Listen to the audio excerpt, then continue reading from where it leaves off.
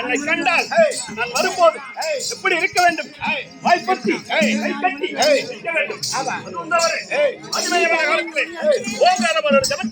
பஞ்சாச்சார ஒரு நண்டு சந்திரா சூர்யா யாரு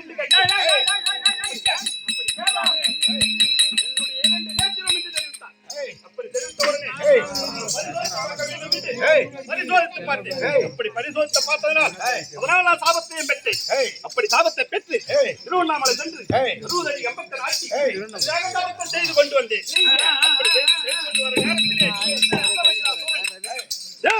ராஜாகமம் செய்து கொண்டு வந்தான். அப்படி செய்து கொண்டு வரும் நேரத்தில்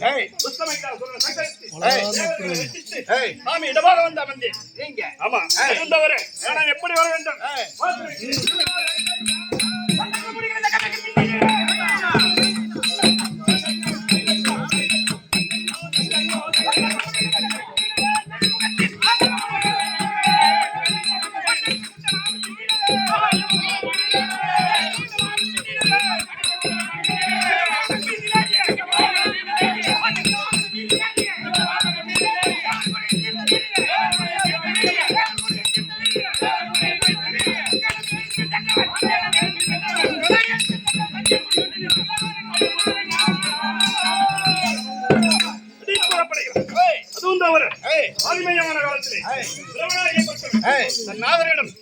பணிந்து கொண்டதான் வந்தேன்.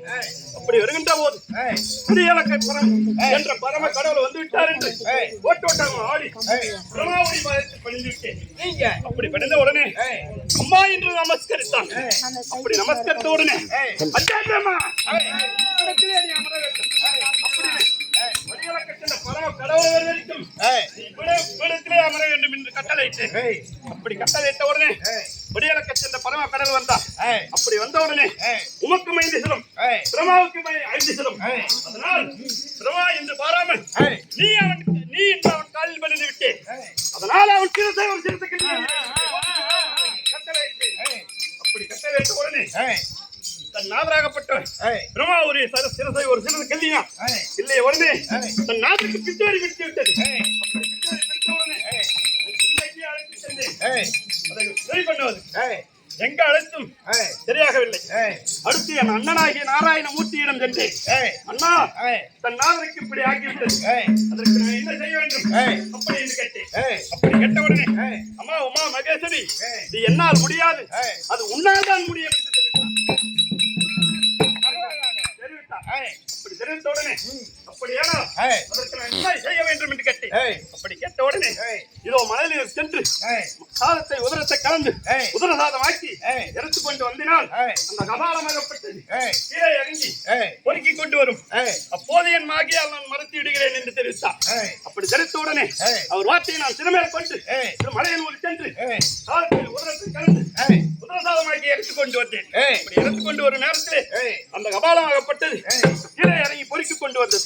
அப்படி பொறுக்கி கொண்டு வந்த நேரத்தில் என் கையில் இருந்த சாதமாகப்பட்டது ஆகிவிட்டது. அப்படி ஆன உடனே அது என் கையிலானே வந்து பற்றிக் கொண்டு என் கையை பற்றிக் கொண்டு அப்படி பற்றிக் கொண்ட உடனே காளி நீலி அங்காளியாக மாறினேன்.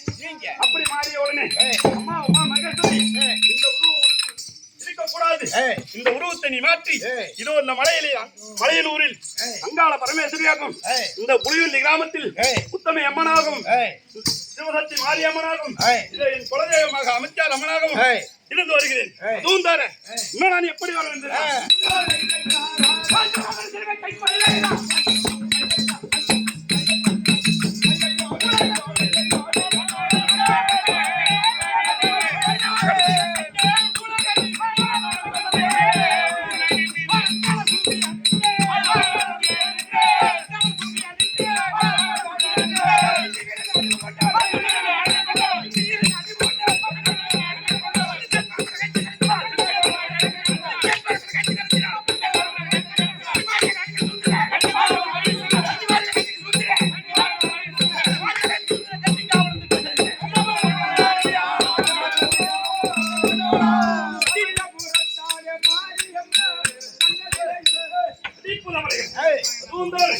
நான் வருகின்ற போது என்னை கண்டா யார் யார் எங்கெங்க ஓடி ஒளிவார் தெரியுமா?